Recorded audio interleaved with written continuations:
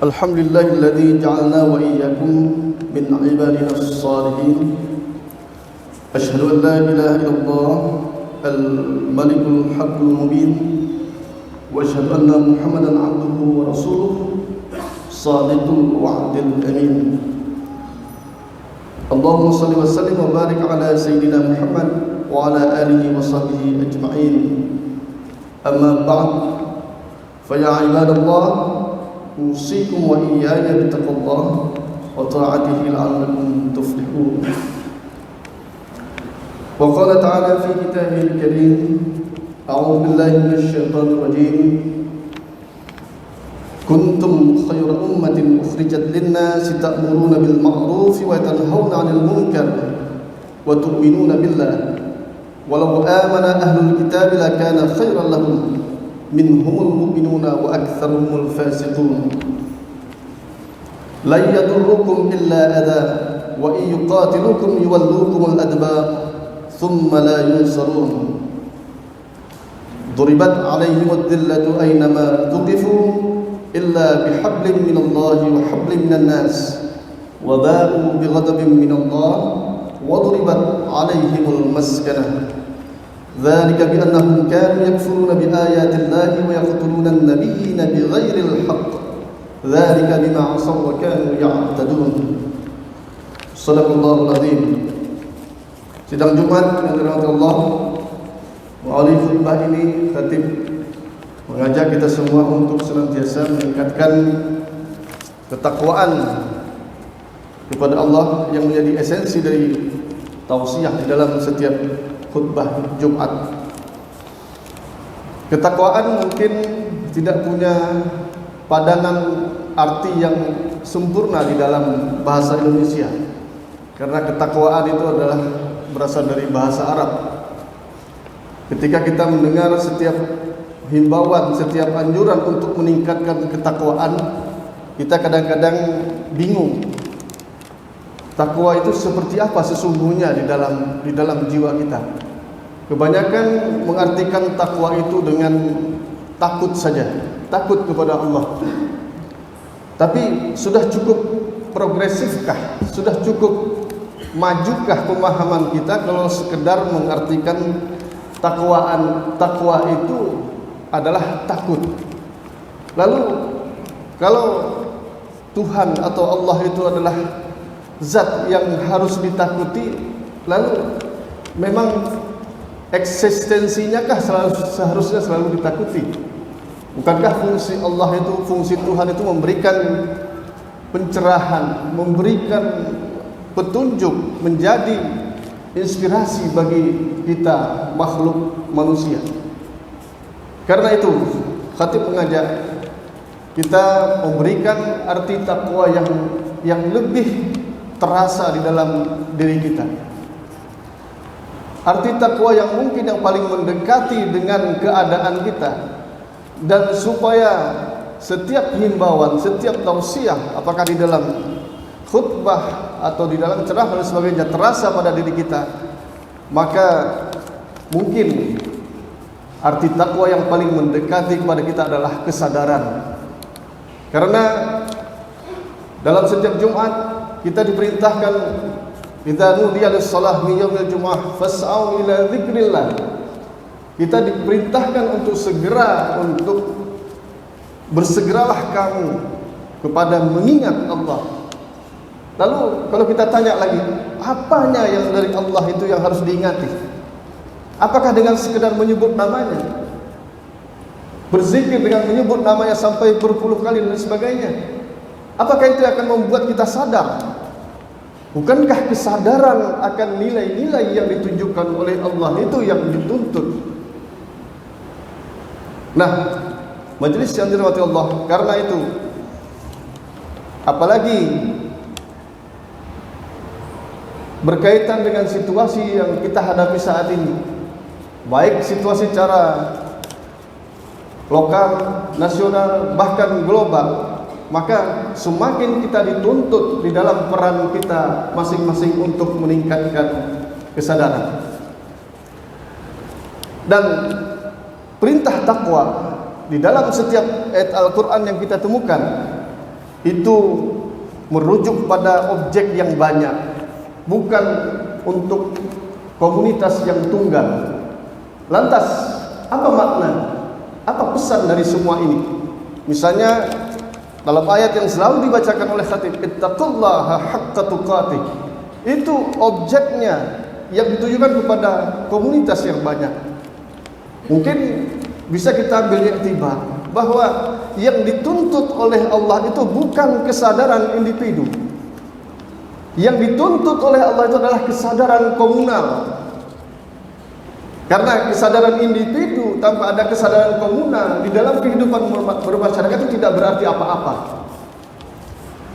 Seorang individu tanpa ada peran di dalam masyarakat yang lebih nyata, kalaupun dia menjadi saleh secara pribadi, tetapi tidak saleh secara sosial, itu tidak akan berarti apa-apa. Karena tidak dituntut dalam konteks kita hidup berbangsa dan bernegara. Takwa atau sadar ini ditujukan kepada organisasi-organisasi, komunitas-komunitas yang memegang peran di dalam masyarakat, yang menentukan putih birunya keadaan masyarakat. Karena itu barangkali melalui mimbar ini kita serukan bahwa yang diminta untuk takwa itu adalah organisasi-organisasi, komunitas-komunitas, lembaga-lembaga yang berperan di dalam mengurus kepentingan masyarakat. Kita butuh partai yang bertakwa. Kita butuh ormas yang bertakwa. Kita butuh korporasi yang bertakwa. Karena perilaku-perilaku mereka inilah, perilaku lembaga-lembaga inilah yang menentukan keadaan di dalam suatu masyarakat. Bayangkan, perilaku politik ditentukan oleh partai politik. Perilaku ekonomi ditentukan oleh korporasi, perusahaan dan lain sebagainya. Seperti apa kehidupan ekonomi dunia perbankan misalnya? Apakah dengan beralih dari menjadi lembaga keuangan syariah di Aceh, lantas semua praktik bisnis di dalam sektor keuangan lantas itu menguntungkan bagi masyarakat, mendatangkan kebaikan bagi masyarakat? Kan belum tentu, dan masih banyak orang yang menyaksikannya. Majelis yang dirahmati Allah, perilaku hukum jangan sampai tumpul ke atas, tajam ke bawah. Itu kan ditentukan oleh individu-individu yang dia berperan bukan sebagai dirinya di dalam jabatan itu, tapi berperan sebagai peran jabatan. Dia boleh saja individu yang sama secara fisik dengan kita, tetapi begitu diserahkan sebuah kewenangan, maka dia bisa melakukan pekerjaan yang sangat besar sekalipun. Majelis yang dirahmati Allah, yang disebut korupsi itu adalah penyalahgunaan kewenangan. Orang bisa menyalahgunakan kewenangan kalau kewenangan itu ada di tangannya, dan itulah yang senantiasa diserukan. Itulah yang senantiasa kita himbau individu-individu yang seperti ini, yang bisa jadi itu ada di dalam lingkungan kita saat ini, ada di dalam majelis ini saat ini, supaya dia memegang amanahnya, memegang jabatannya dengan kesadaran yang tinggi. Majelis yang dirahmati Allah, pada ayat yang khatib bacakan tadi, konteksnya memang pada saat itu umat Islam sedang di atas angin. Kuntum khaira ummatin ukhrijat linnas ta'muruna bil ma'ruf wa tanhauna 'anil munkar. Engkau adalah umat yang terbaik. Pada saat itu umat Islam sedang jaya-jayanya pada masa Nabi ketika hidup. Konteksnya saat itu adalah orang-orang yang disebut sebagai ahlul kitab. Dikatakan di dalam konteks ayat itu, mereka itu sebagiannya memang beriman, tapi kebanyakan mereka itu tidak beriman. Kemudian disitir lagi oleh Allah di ayat berikutnya pada ayat 111. Duribat 'alaihimud dhillatu aynama thuqifu illa bihablin minallah wa hablin minan nas. Konteks kata-kata mereka hum di dalam ayat ini adalah kepada ahlul kitab itu. Artinya orang-orang yang juga menerima kita, tetapi perilaku kehidupannya menyimpang dari apa yang ditentukan oleh Alkitab itu. Majelis yang dirahmati Allah, ayat ini merupakan ayat pencerahan. Ayat yang tidak saja berlaku pada konteks ketika ayat itu turun, tapi bisa kita ambil dalam konteks kita sekarang. Kalau pada saat itu mungkin referensi yang dimaksud oleh ayat ini adalah kepada ahlul kitab, dan yang dalam konteks ini yang sedang di atas angin adalah orang-orang mukmin, maka kondisi saat ini bisa jadi sebaliknya. Kalau kita merasakan situasi saat ini, situasi global, situasi nasional, situasi dan sebagainya, maka mungkin ayat ini mungkin relevan untuk kita angkat kembali. Kita akan diliputi oleh kehinaan. Duribat alaihimudz dzillatu aynama tuqifu illa bihablin minallah wa hablin minan nas.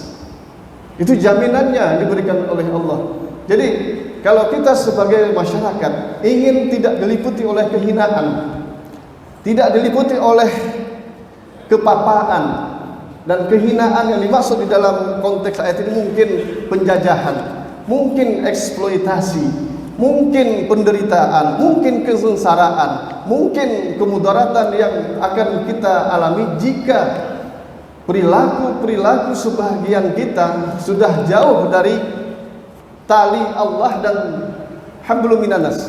Hablum minallah wa hablum minan nas.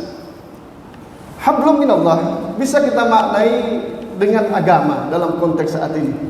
Agama itu adalah media atau ajaran nilai-nilai yang mengisi ruang jiwa kita. Dan bagaimana agama itu berfungsi bagi diri kita itu bergantung kepada bagaimana pemahaman kita terhadap agama itu. Maka agama tidak bisa dijadikan sebagai objek yang mati, yang tidak difungsikan untuk mencerahkan jiwa, mencerahkan peradaban. Justru sebaliknya, agama itu bertujuan diturunkan untuk mencerahkan peradaban. Karena itulah kajian terhadap agama tidak pernah dan seharusnya tidak berhenti. Kajian bagaimana eksistensi dan fungsi agama mungkin di dalam kajian perguruan tinggi disebut dengan teologi. Artinya agama itu kalau bisa hidup di dalam masyarakat, karena agama itulah yang memberikan inspirasi nilai-nilai yang akan menjadi standar bagi perilaku di dalam masyarakat. Nah, hablum minallah dan satu lagi hablum minan nas. Hablum minan nas dalam konteks kita hidup berbangsa dan bernegara bisa jadi kita sebut itu sebagai ideologi. Nah, majelis yang dirahmati Allah, bertepatan dengan bulan September ini kita diingatkan lagi, tazkirah lagi, zikra itu artinya zikir, bisa juga zikra itu artinya peringatan. Sesungguhnya di setiap bulan kita ada tanggal merah, ada hari-hari besar, dan hari-hari besar itu identik dengan dua hal saja di dalam kehidupan bermasyarakat kita. Yang pertama, hari-hari besar keagamaan, dan yang kedua, hari-hari besar kenegaraan. Bisa kita lihat di dalam kalender kita masing-masing, begitu tertata rapi. Bahkan demi menghargai hari-hari besar itu diliburkan kegiatan. Tujuannya untuk apa? Untuk berzikir, peringatan. Ada hal penting di dalam setiap tanggal merah itu. Ya, sebagaimana kita ketahui, tanggal 30 September nanti adalah hari, kalau dalam hari kenegaraan kita sebut dengan hari kesaktian Pancasila. Majelis yang dirahmati Allah, ideologi yang mengikat kita di dalam kehidupan bernegara sudah jelas, itu disebut dengan Pancasila. Nah, pilihan terhadap Pancasila ini sebagian orang melihat hanya sebagai istilahnya saja. Mengapa? Kadang-kadang karena kita melihat istilahnya saja, kita lupa akan substansinya.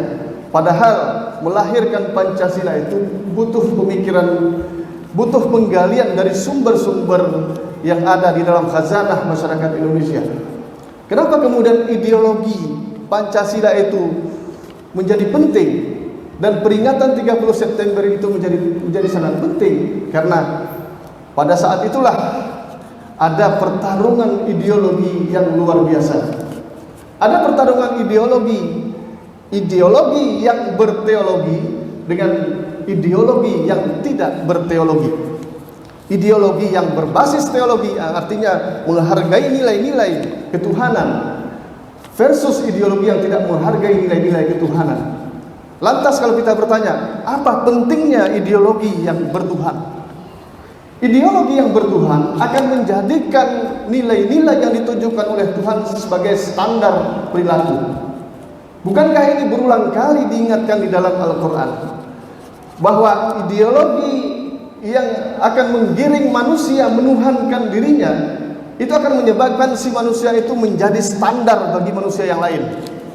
Kita begitu banyak ayat tentang Fir'aun di dalam Al-Quran, begitu banyak ayat tentang kisah Ibrahim yang berhadapan dengan raja yang menuhankan dirinya. Apa makna Tuhan itu? Tuhan itu adalah standar nilai. Karena itu disebut dengan hudan, furqan dan sebagainya. Nilai-nilai yang ditujukan oleh Tuhan itulah yang menjadi standar perilaku kita. Ini baik, ini benar, ini bagus, ini jelek, ini buruk dan sebagainya. Tetapi kalau individu manusia atau bahkan sebuah organisasi yang menjadi penentu nilai standar dalam masyarakat itu, yang terjadi sepanjang sejarah adalah eksploitasi terhadap manusia yang lain. Bisa jadi sebuah negara dengan ideologi yang tidak berteologi akan menjadi ancaman bagi negara yang lain. Padahal di dalam konteks ajaran agama kita, kehadiran kita, apakah sebagai organisasi, apakah sebagai negara, harus menjadi rahmatan lil alamin. Majelis yang dirahmati Allah, kita bagi generasi yang mungkin lahir setelah reformasi atau apa disebut dengan generasi milenial, mungkin mendengar kata Pancasila saja sudah mungkin tidak akrab lagi dan asing mungkin. Tetapi majelis yang dirahmati Allah, untuk membuat kita akrab kembali dengan ideologi bernegara ini, dan kita harus katakan bahwa dalam konteks Indonesia bernegara, kita tidak mungkin mengedepankan ideologi yang dengan nama sebuah teologi. Apa yang terjadi di negara-negara Islam yang saat ini, mungkin Afghanistan katakan, memaksakan sebuah ideologi bernegara yang bersifat subjektif milik agama-agama tertentu, yang terjadi hanya kekacauan, yang terjadi hanya keributan yang tidak habis-habisnya. Karena itulah mungkin langkah bangsa Indonesia memilih ideologi dengan dinamakan dengan prinsip-prinsip yang dasar, itu adalah langkah yang tepat. Dalam konteks dakwah, bisa saja kita sebut itu adalah dakwah bil hikmah. Bukankah nilai-nilai yang ada di dalam ideologi Pancasila itu sebuah nilai-nilai yang sangat tidak bertentangan dengan ajaran agama kita? Jika itu kita ibaratkan buah-buahan, barangkali Pancasila itu adalah isinya, sedangkan sumbernya itu adalah kulitnya. Tapi kalau kita hanya mengutamakan kulit dibandingkan dengan isi, maka yang terjadi adalah apa yang terjadi di beberapa negara Islam. Karena itu, untuk generasi muda memahami Pancasila, mungkin tidak sekedar membacanya dengan isi apa Pancasila yang ada sekarang ini, ketuhanan yang maha esa, kemanusiaan yang adil dan beradab, persatuan Indonesia, kerakyatan yang dipimpin oleh hikmah kebijaksanaan dan seterusnya, serta keadilan sosial bagi seluruh rakyat Indonesia. Itu harus kita baca, harus kita tempatkan masing-masing. Ketuhanan, jadikan ketuhanan itu sebagai spirit dari kita hidup bernegara. Kalau nilai-nilai ketuhanan itu kita masukkan ke dalam dada kita, maka apapun jabatan kita, maka apapun peran kita, pemimpin partai politikkah kita, direktur sebuah perusahaan besarkah kita, pejabat negarakah kita, maka kalau spirit ketuhanan itu ada, maka nilai-nilai Tuhan yang akan membimbing perilakunya. Dia tidak akan menjadi Fir'aun bagi komunitasnya. Kemudian kemanusiaan itu adalah tujuan dari kita bernegara. Tidak ada yang lain. Kemanusiaan. Masyarakat negara ini dibentuk untuk melindungi manusia. Tujuan bernegara ini juga dijelaskan, melindungi segenap bangsa Indonesia, memajukan kesejahteraan umum, mencerdaskan kehidupan bangsa. Kurang apa lagi? Semuanya arahnya adalah kemanusiaan. Jadi parameter baik atau tidaknya sebuah ideologi itu adalah sejauh mana komitmennya terhadap nilai-nilai kemanusiaan. Kalau dia menempatkan manusia yang lain di bawah standar kemanusiaan, maka itu bukanlah ideologi yang baik.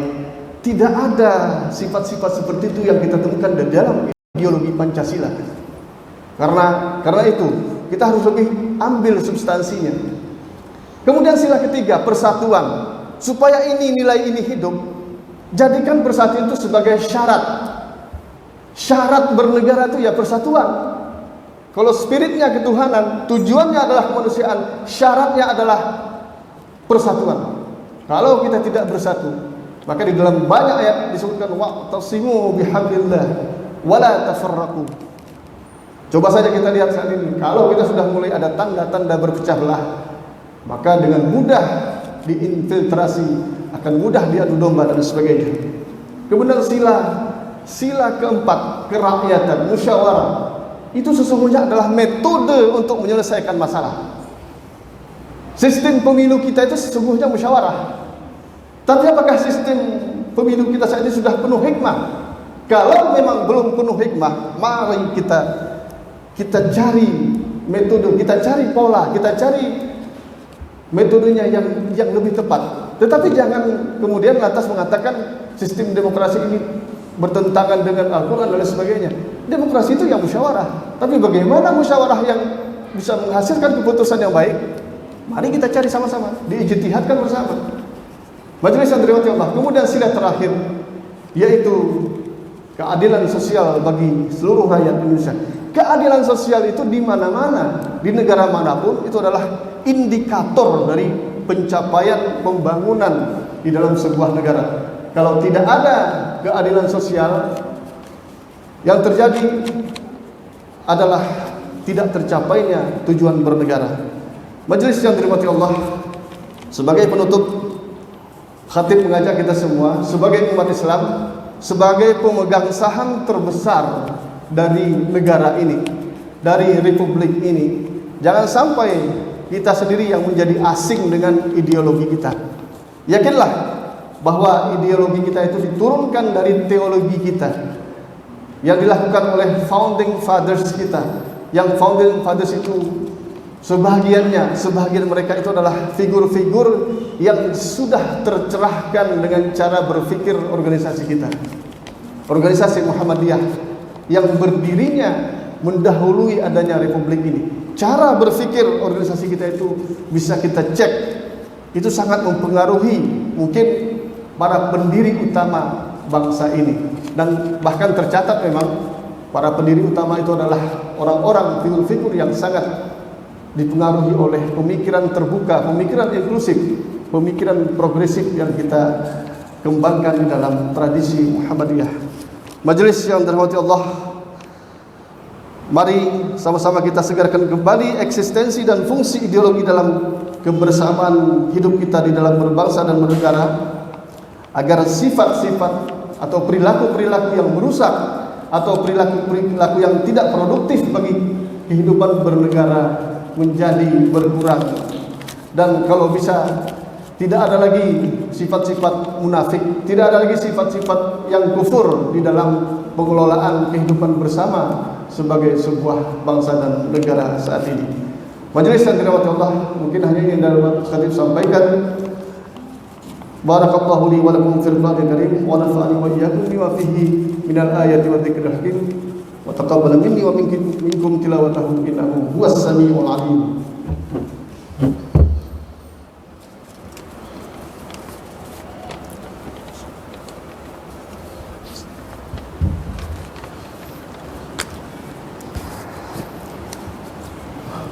Alhamdulillah nahmaduhu wa nasta'inuhu wa nastaghfiruh wa na'udzu bihi min shururi anfusina wa sayyiati a'malina. May yahdihillahu fala mudilla lahu wa may yudlil fala hadiya lahu. Asyhadu an la ilaha illallah wahdahu la syarika lah wa asyhadu anna Muhammadan 'abduhu wa rasuluh. Allahumma shalli ala Muhammad wa ala ali Muhammad. Ayuhan nas, ittaqullaha haqqa tuqatih wa la tamutunna illa wa antum muslimun. Wa qala fi kitabihil karim, a'udzu billahi minasy syaithanir rajim. kuntum khayra ummatin ukhrijat lin-nas ta'muruna bil ma'ruf wa tanhauna 'anil munkar wa tu'minuna billah walau amana ahlul kitab lakana khayran lahum minhumul mu'minuna wa aktsaruhumul fasiqun. Inna Allaha wa malaikatahu yusalluna 'alan nabi ya ayyuhalladzina amanu sallu 'alaihi wa sallimu taslima. Allahumma shalli 'ala Muhammad wa 'ala ali Muhammad kama shallaita 'ala Ibrahim wa 'ala ali Ibrahim innaka Hamidum Majid. Allahumma ighfir lil muslimina wal muslimat wal mu'minina wal mu'minat al ahya'i minhum wal amwat innaka sami'un qaribun mujibud da'wat wa ya qadil hajat. Rabbana la tuzigh qulubana ba'da idh hadaytana wa hab lana min ladunka rahmah innaka antal wahhab. Rabbana atina fid dunya hasanah wa fil akhirati hasanah wa qina adzaban nar. Inna Allaha ya'muru bil 'adli wal ihsan wa ita'i dzil qurba wa yanha 'anil fahsya'i wal munkari wal baghi ya'idhukum la'allakum tadhakkarun wa la dzikrullahi akbar.